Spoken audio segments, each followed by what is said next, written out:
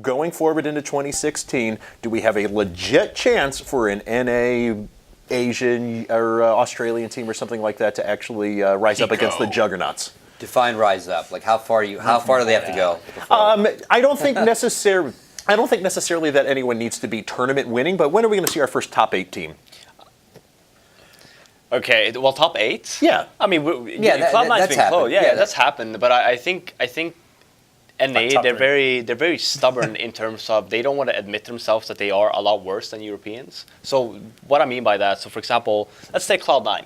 They were on this roll, 2 top 2 finishes, maybe even 3. They were all the way up there, and then all of a sudden it's just whoop. Okay, it's gone. Okay, what happened?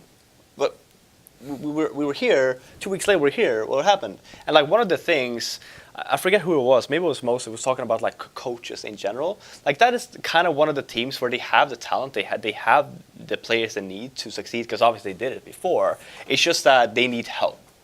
And they, in general, they don't really try to seek for any kind of help. They want to do it themselves. Very, very bullish. Freedom. No, I understand. Very proudful and stuff. And look at Europeans, since we are so far ahead, and they are even taking that step now as well with having coaches. Maybe don't even need it, but they are going that extra mile because they know that's what they need to compete against the top. Whereas for NA, it still feels that they're in this kind of situation where it's like, well, best team in NA. I don't care. So we know that there's a certain number of teams that are coming to the Turner League and things like that. Will that help giving NA teams more stability? Will it help them to realize these things? Or no, but it's not that they're not getting paid right now. I mean, not even everyone that, is getting paid. They all have the same amount of time to practice. They, there's no excuse anymore. Before, like a year ago, yeah. The funniest part for me was where a year ago when NA, they were saying, well, we don't have any teams to play against. How can we improve and play versus the Europeans?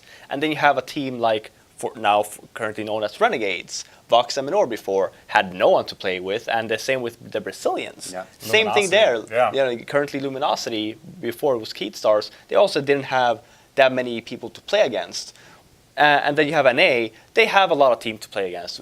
People that travel abroad, maybe it's only 2 or 3, but the scene itself was a lot stronger. So that was a very bad excuse for the NA teams, the professional scene, saying that well, we can't compete because we don't have anyone to practice against. And then both the Australians and the South Americans comes and just prove you wrong.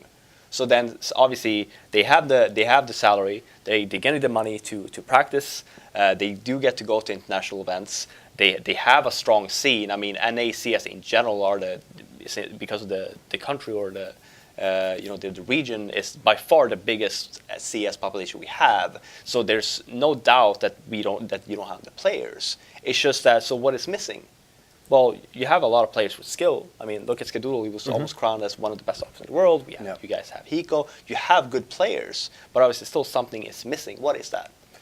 And I think it goes even it transcends and goes even before Counter-Strike Go. Like we've always, for a lot of reasons, we've been behind the Europeans in Counter-Strike. I mean, 1.6 same as well.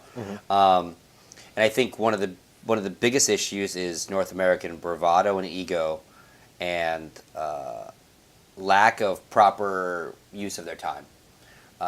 In Europe, when they scrim, for the most part, they'll play all 30 rounds and they'll actually scrim. Sure. To work on strategies, to work on their various things they want to work on that map against whoever they're playing with, right? North Americans scrim to win the scrim. Yeah. I understand. And that is absolutely... That's not preparation. It builds a false sense of confidence. Like, I can't tell you how many times I've talked to North American guys, like, they've done a boot camp in Europe, and then they'll be going into the major. Oh, don't tell me this. And they'll be like... I hate this. Right? This always grinds my gears. We won all our scrims, man. We're going to be on fire. We're ready to rock and roll. And I'm like, you don't think that those teams weren't practicing weird shit? You're an idiot. Like, they're practicing in your... Like, and they do this in North America. They 10-man a lot. Like, they don't spend their limited resources of time when they're not actually playing matches to properly prepare for those matches. And when they do, you do see a difference. When Sean Garris can take time to counter strat and look at demos and really get his team prepared for a series of other teams, it will show. But back home, forget about it. Yeah. And that's one of the downsides because they travel so much. So he doesn't have. And this is a big issue in Counter-Strike in general. Like, we're not seeing the best Counter-Strike these days because teams don't have a chance to reset and fix their mistakes. They go, like literally, the teams came home from Cluj, and Monday night they were playing online matches that matter.